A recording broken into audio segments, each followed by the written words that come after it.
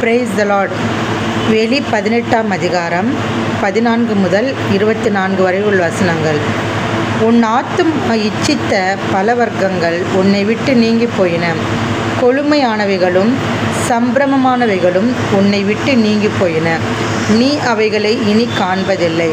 இப்படிப்பட்டவைகளை கொண்டு வர்த்தகம் பண்ணி அவளால் ஐஸ்வர்யவான்களானவர்கள் அவளுக்கு உண்டான வாதையினால் பயந்து தூரத்திலே நின்று, ஐயையோ, சல்லாவும் இரத்தாம்பரமும் சிவப்பாடையும் தரித்து பொன்னினாலும் இரத்தினங்களினாலும் முத்துக்களினாலும் சிங்காரிக்கப்பட்டிருந்த மகா நகரமே, ஒரு நாளிகையிலே இவ்வளவு ஐஸ்வர்யமும் அழிந்து போயிற்றே என்று சொல்லி அழுது துக்கிப்பார்கள்.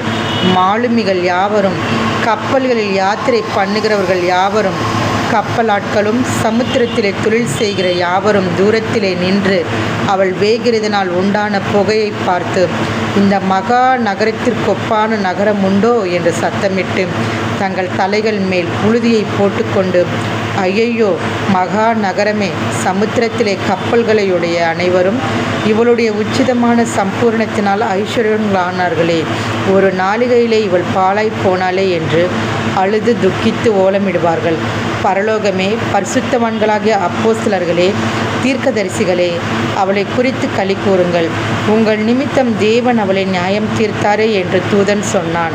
அப்பொழுது பலமுள்ள தூதன் ஒருவன் பெரிய ஏந்திர கல்லை ஒத்த ஒரு கல்லை எடுத்து சமுத்திரத்திலே எறிந்து, இப்படியே பாபிலோன் மகா நகரம் வேகமாய் தள்ளுண்டு இனி ஒருபோதும் காணப்படாமற் போகும்.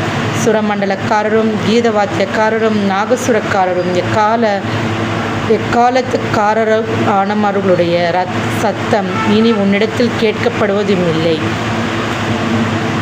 எந்த தொழிலாளியும் இனி உன்னிடத்தில் காணப்படுவதும் இல்லை. ஏந்திர சத்தம் இனி உன்னிடத்தில் கேட்கப்படுவதும் இல்லை. விளக்கு வெளிச்சம் இனி உன்னிடத்தில் பிரகாசிப்பதும் இல்லை. மணவாளனும் மணவாட்டியுமானவர்களுடைய சத்தம் இனி உன்னிடத்தில் கேட்கப்படுவதும் இல்லை. உன் வர்த்தகர் பூமியில் பெரியோர்களாய் இருந்தார்களே, உன் சூனியத்தால் எல்லா ஜாதிகளும் மோசம் போனார்களே. தீர்க்கதரிசிகளுடைய இரத்தமும் பரிசுத்தவான்களுடைய இரத்தமும் பூமியில் கொல்லப்பட்ட அனைவருடைய இரத்தமும் அவளிடத்தில் காணப்பட்டது என்று விளம்பினான். ஆமேன்.